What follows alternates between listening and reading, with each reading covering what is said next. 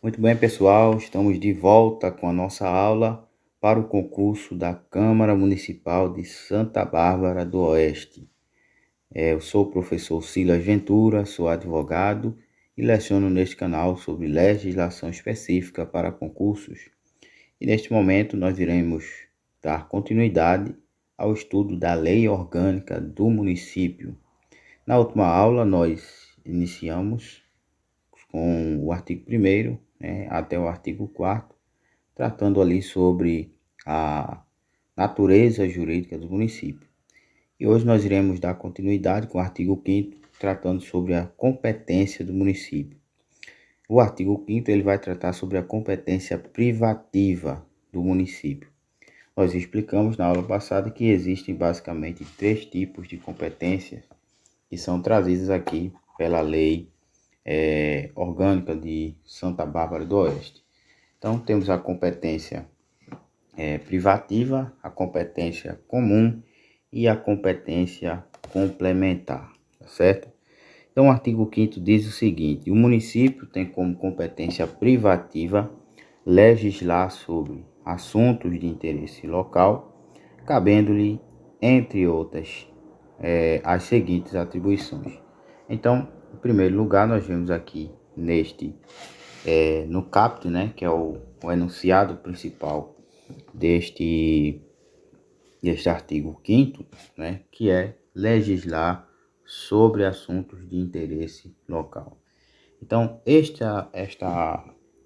artigo 5º, que traz sobre as competências, ele vai tratar basicamente disso. As competências, cada uma delas, vão se referir a assuntos de interesse local. Então, a gente vai ver no decorrer da leitura de cada inciso, assuntos que são de característica local do município. Então, vamos iniciar com o inciso primeiro, que diz elaborar o plano plurianual, as diretrizes orçamentárias e os orçamentos anuais. Então, esse primeiro inciso, ele trata de uma competência que diz respeito à autonomia. Como nós vimos na aula passada, o município possui autonomia administrativa, política e financeira. Então, trata da autonomia financeira do município. O município tem autonomia, tem competência para estar elaborando o seu plano plurianual, as diretrizes orçamentárias e os orçamentos anuais. Então, ele tem competência para instituir o seu próprio orçamento, tá certo? Como diz aqui. Os orçamentos, do município, eles dizem respeito à questão das receitas do município e também em relação às despesas do município. Então, é tudo aquilo que vai ser gasto pelo município, que são as despesas, que é aquilo que sai dos cofres públicos do município, são as despesas, e tudo aquilo que vai ser arrecadado pelo município são as receitas, tá certo? Então, isso é uma das competências do município, que é elaborar o plano plurianual, que é o plano que onde vai ser traçada todas as metas, de gastos que vão ser atingidos, que vão ser realizados pelo município. Por isso que é chamado de plano, ok? E também as diretrizes orçamentárias, que são as regrinhas, os objetivos que devem ser observados no decorrer do exercício chamado exercício financeiro. Ok, pessoal? Então é isso que traz aí o inciso primeiro. O inciso segundo nós vamos ver que vai tratar sobre instituir e arrecadar os tributos de sua competência, fixar e cobrar preços públicos, bem como aplicar suas rendas, sem prejuízo da obrigatoriedade de prestar contas e publicar balancetes nos prazos fixados em lei. Então, este inciso segundo trata sobre a competência de a competência tributária do município. Nós sabemos que os tributos, eles são classificados em impostos, né? Impostos, vou abreviar aqui, impostos, taxas, né? Também vamos ter as taxas, né? E vamos ter também as contribuições, ok? Então, vou colocar aqui, fica melhor, né? As contribuições. Essas contribuições podem ser contribuições de melhoria, né?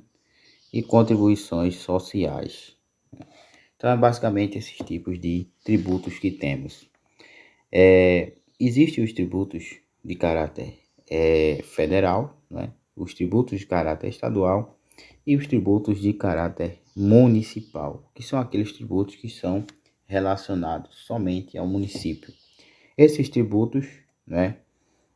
Um dos exemplos desses tributos é o IPTU, por exemplo, que é um imposto que é reservado apenas ao município. Então vamos lá. Além dos tributos, né, o município tem competência para fixar e cobrar os preços públicos e também para aplicar as suas rendas, ok? Os preços públicos é uma outra forma de cobrança, né, que é diferente de tributo. Ele não é um tipo de tributo, tá certo? Ele não é um tipo de tributo. É só uma forma de aplicação de cobrança de determinado serviço que é oferecido e é cobrado determinada taxa. A gente chama de taxa, mas na verdade é preço público, certo? Muito bem. Inciso terceiro, nós temos dispor sobre a organização e execução dos serviços públicos, tá certo? Todos os serviços que são oferecidos pelo município, que são chamados de serviços públicos. O inciso quarto, nós temos organizar o quadro de funcionários mediante concurso público, salvo cargos de confiança. Nós vemos aqui que, nesse caso, o município ele vai prover, né? A gente utiliza essa expressão, a lei utiliza essa expressão, prover, certo? Que na verdade, providenciar, né? Funcionários, o pessoal, para estar trabalhando na administração pública municipal. Então, como é que ele vai fazer isso? Vai fazer mediante concurso público, tá certo? Aí, quando ele diz salvo os cargos de confiança, ele está se referindo àqueles que são feitos por meio de contratação, né? Por contrato por tempo determinado ou cargos chamados cargos comissionados, certo? Que não necessitam de concurso público. Agora, o inciso 5º, nós temos dispor sobre a administração, alienação, utilização e alienação dos seus bens, tá certo? Administrar, né, que é organizar, utilizar e alienar. Alienar aí tem o sentido de negociar, certo? De dispor sobre os seus bens. Então ele vai negociar, né, sobre os seus bens e essa negociação ela pode ser por meio de troca, de venda, de compra e venda, no caso, né? De venda, de troca ou de doação, certo? Então, ele vai alienar os seus bens. Mais na frente nós vamos ver ainda sobre essa questão dos bens e dos serviços públicos. São dois temas que são sempre tratados na lei orgânica do município. O inciso 6º, mais uma vez, trata sobre os bens. Diz que o município pode adquirir bens. Então, vemos que no inciso 5º, nós falamos sobre forma de alienação ou negociação dos bens do município. E no inciso de número 6, nós vemos formas de aquisição de bens do município. Veja que essa aquisição, o próprio inciso 7, inciso 6 no caso, diz que ela pode ser mediante desapropriação por necessidade ou utilidade pública ou interesse social. Esse inciso 6, ele está previsto na Constituição Federal, né, a questão do direito da propriedade. Em regra, a Constituição Federal traz que é assegurado a todos o direito à propriedade privada.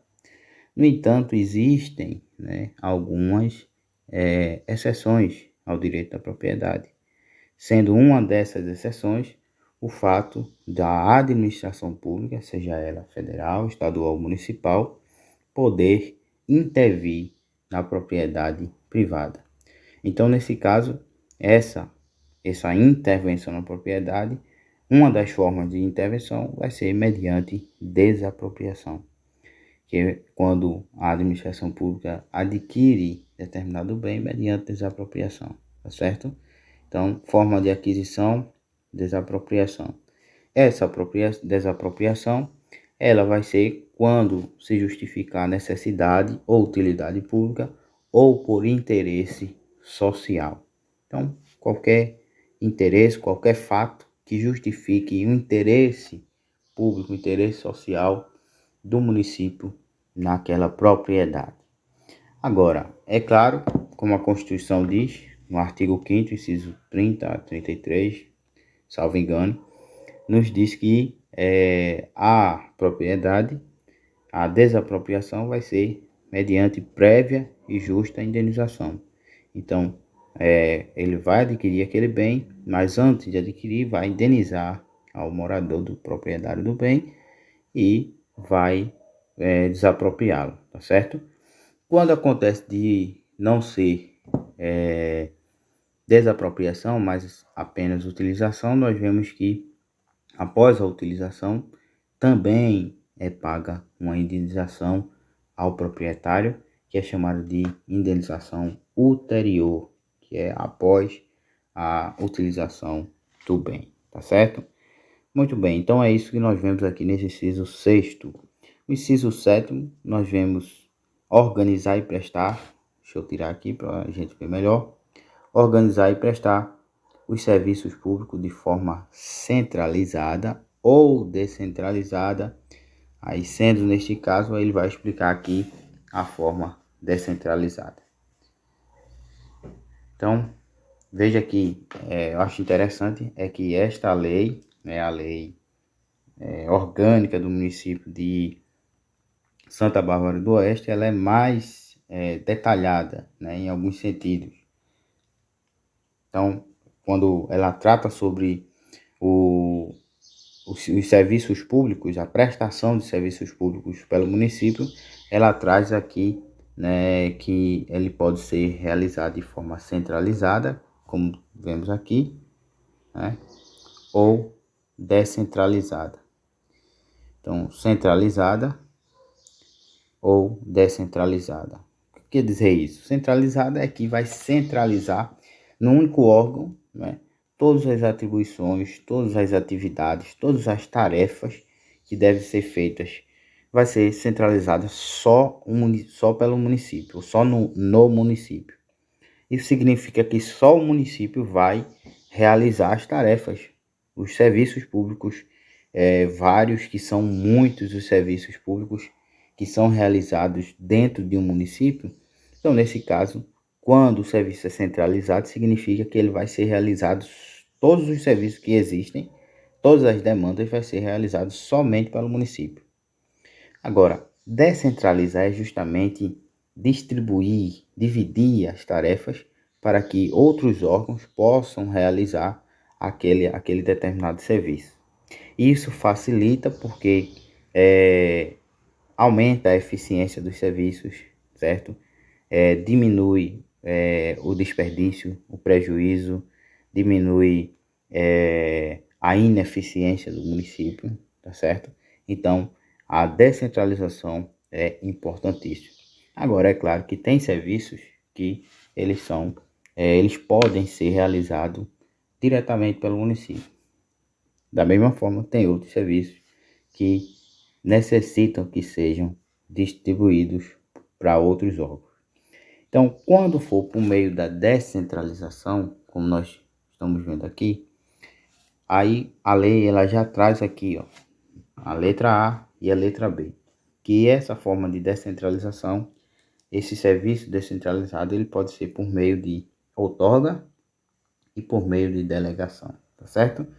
Então, outorga às suas autarquias ou entidades paraestatais e delegação a particulares, aliás, mediante concessão, permissão ou autorização, tá certo?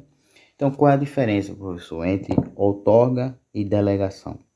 A diferença é que, quando há outorga, o município ele vai criar um órgão, digamos assim, e ele vai passar definitivamente determinado serviço para aquele órgão. Como um exemplo disso, as autarquias, que são entidades, né, seja caráter estadual, federal ou municipal, são entidades que têm a finalidade de prestar determinado serviço que somente ela ali dentro do município é que vai prestar. Como, por exemplo, serviço de previdência, certo? Pode existir um órgão de previdência municipal que trate unicamente da previdência dos servidores do município, certo? Então, esse órgão vai ser um órgão especial para aquilo e somente ele dentro do município é que vai fazer aquela tarefa. Então, não é o município, veja que é diferente. Por mais que ela faça parte do município, mas aquela autarquia, aquela entidade de previdência, não é o município, tá certo? Então veja que está ali fazendo um serviço, prestando serviço que é do município, mas não é o município. Então outorga, cria um órgão e esse órgão passa a ser titular de determinado serviço dentro do município. Delegação, ele não vai criar um órgão, ele não vai dar a titularidade do serviço àquele órgão, mas ele vai apenas delegar. No caso, ele não vai criar um órgão, ele vai delegar, ele vai passar aquela responsabilidade a uma empresa, no caso privada, que já exista, certo? Que não precise ser criada, mas que já existe, né, em determinado ramo, determinada atividade, e vai delegar aquele serviço para aquela empresa mediante contrato, certo? Então, esse contrato ele pode ser de concessão, pode ser de permissão e pode ser de autorização, ok? Então, é isso que está aqui nesse inciso 7º, certo? Então, essas são as diferenças básicas entre outorga e delegação. Agora, nós temos o inciso 8º. O inciso 8º vai trazer sobre elaborar seu plano diretor. O inciso 8º, o inciso 9º, tratam basicamente do mesmo assunto, certo? Que é sobre plano diretor, urbanização, etc. O que é o plano diretor?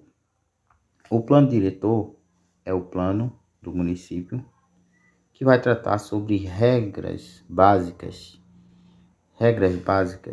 de uso. Vou colocar aqui de lado, um espacinho, uso, ocupação, certo? Do solo urbano, do perímetro urbano, regras de urbanização, certo? Onde os usuários, os munícipes devem observar, né, regras de edificação também, certo? O inciso de número 9 diz que o município vai dispor sobre o perímetro urbano do município, estabelecer, como nós vemos aqui, normas de edificação, né? Normas de edificação, aqui ó. Deixa eu grifar aqui para vocês verem. Normas de edificação, não é? Só um minuto aqui. Então temos normas de edificação, loteamento, arruamento, zoneamento urbano, bem como limitações urbanísticas, tá vendo? Convenientes à ordenação do seu território. Então, é o plano diretor que vai dizer, olha, você pode construir determinada casa.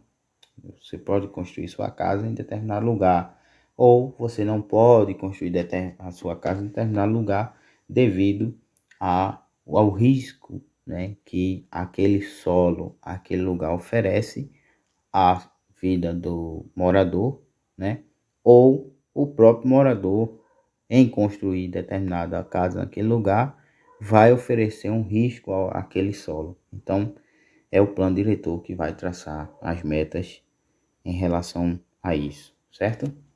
Então, é isso que traz aí o inciso 8º e o inciso 9º. Agora, o inciso 10, nós vamos tratar de estabelecer servidões administrativas necessárias aos seus serviços, ok?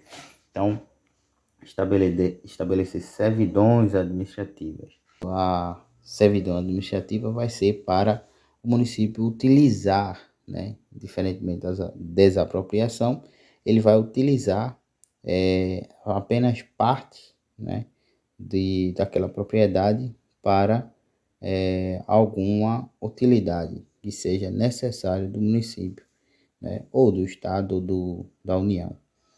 Então, essa servidão é feita mediante contrato. Essa servidão geralmente é feita para alguma coisa que seja de interesse do município dentro daquela propriedade, como por exemplo, passar uma fiação elétrica por dentro da propriedade privada. Então, o município precisa, né, utilizar aquele lugar para instalar, por exemplo, uma rede elétrica, uma torre naquele lugar. Então, aquilo é feito por meio de servidão, tá certo? Então, é basicamente isso. Seguindo aqui, nós temos agora algumas regulamentações trazidas pelo município. Inciso número 11, vamos tratar sobre regulamentar a utilização dos logradouros públicos e especialmente no perímetro urbano. Então, dentre essas regulamentações, nós vamos ter determinar o itinerário, tá certo? Itinerário e os pontos de parada dos transportes coletivos, os quais devem ser providos de abrigos. Então, o itinerário, ou seja, os locais onde devem passar os transportes coletivos e os pontos de parada desses transportes. A letra B diz conceder, permitir ou autorizar serviços de transporte coletivos e de táxi. Então, esses serviços de transporte coletivo são ônibus. A letra B diz conceder, permitir ou autorizar serviços de transporte coletivos e de táxi. Então, esses transportes também são regulados pelo município, tanto coletivo como de táxi. Letra C, fixar tarifas de transporte coletivos. Letra D, fixar e sinalizar os limites das zonas de silêncio e de tráfego e de trânsito e tráfego com condições especiais ou em condições especiais. Essas zonas de silêncio, pessoal, são aquelas zonas perto de hospitais, perto de escolas, são consideradas zonas de silêncio, tá certo? Então, quem vai regulamentar, colocar placas, por exemplo, ao redor dessas zonas de silêncio, é competência do município. Letra E, disciplinar os serviços de carga e descarga e fixar a tonelagem máxima permitida a veículos que circulem em vias públicas municipais. E a letra F, fixar os locais de estacionamento de táxis e demais veículos. A letra G, disciplinar, através de lei, os serviços de guinchamento, transporte e guarda de veículos retidos, podendo executá-los diretamente ou através de terceiro, certo? Então, esses são os serviços ou as características que devem ser regulamentadas pelo município, certo? Não tem muito o que explicar, né? Só pela leitura dá para entender essas questões aí. E também porque faz parte, né, do nosso dia a dia no município, ok? Então, o inciso 12, mais uma vez, traz aí sinalização, né? Nós vimos agora há pouco sinalização das zonas de silêncio. Então, sinalizar as vias urbanas e estradas municipais, regulamentar e fiscalizar a sua utilização também vai ser competência do município. Desse inciso 12 por diante, a gente vai vendo, tem vários serviços que são realizados pelo município e que a gente pode identificar no dia a dia, tá certo? Não tem nem o que, assim, não tem nenhuma dificuldade, né, para se decorar, para entender esses assuntos, né? Então, prover sobre limpeza das vias, logradouros públicos, remoção e destino do lixo domiciliar. Preste atenção, porque as bancas podem querer cobrar, né, remoção e destino, tá certo? Então não é só remover, mas também dar uma destinação para aquele lixo, certo?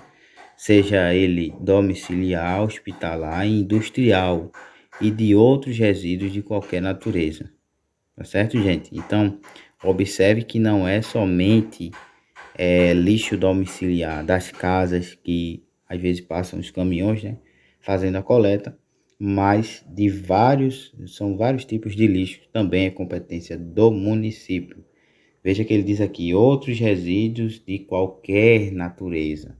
Por que eu estou enfatizando isso? Porque pode ter questão de prova, sim, tentando lhe enganar, né? Nesse sentido, colocar que não são somente determinados tipos de lixo. Agora, o inciso de número inciso 14, nós vamos ter aqui ordenar as atividades urbanas, fixando condições e horários para funcionamento. Deixa eu limpar aqui, fica melhor. Ordenar as atividades urbanas, fixando as condições e horários para funcionamento de estabelecimentos industriais, comerciais e similares, observadas as normas federais pertinentes. Veja que a fixação de horários de funcionamento também é competência do município.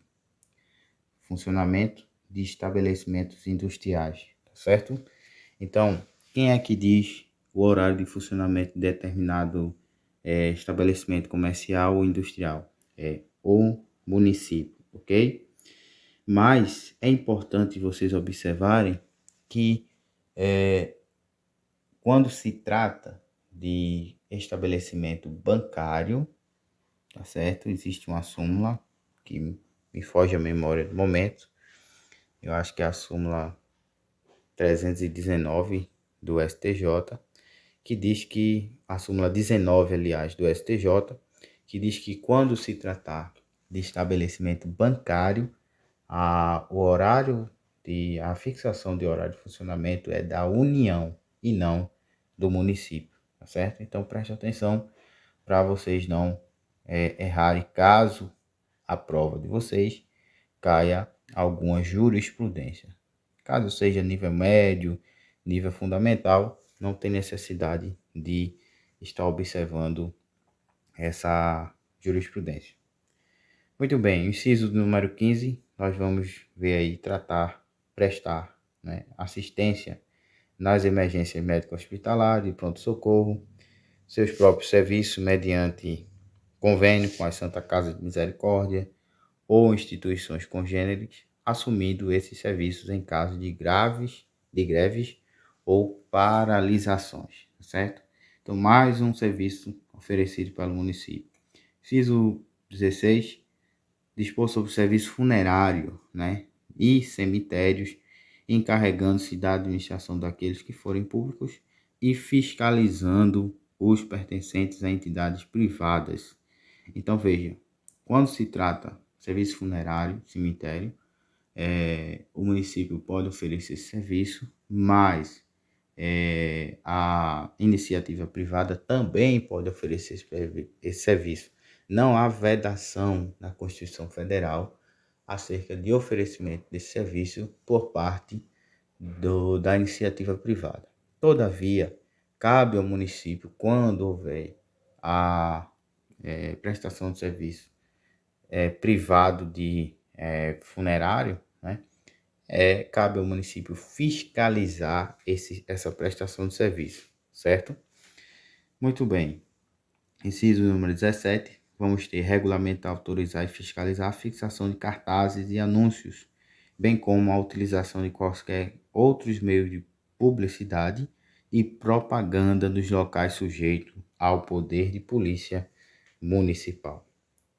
Esse inciso, né, ele traz aqui a questão do poder de polícia. Eu vou até grifar aqui para vocês não esquecerem. Poder de polícia municipal, que é uma expressão que significa que o município ele vai estar fiscalizando, né? Poder de polícia nada mais é que a competência para fiscalizar, né, determinados serviços, determinados estabelecimentos comerciais que são abertos.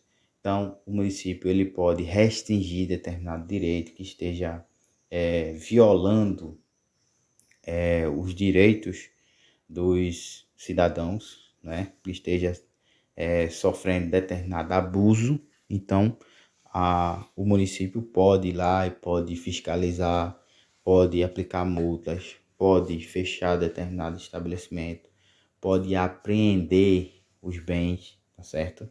Então, tudo isso diz respeito ao poder de polícia municipal, que não se confunde com o poder da polícia, tá certo? O poder da polícia é o poder de restringir pessoas, mas o poder de polícia é o poder de restringir bens e direitos do município. Então, são esses serviços, né? O inciso 18 trata sobre depósitos, venda de animais, mercadorias apreendidas em decorrência de transgressão da legislação municipal, também é competência do município. O inciso 19, dispor sobre o registro, vacinação e captura de animais. Esses dois últimos incisos aí tratam sobre a questão dos animais. Com finalidade precípua e erradicação da raiva e outras moléstias de que possam ser portadores e transmissores, né?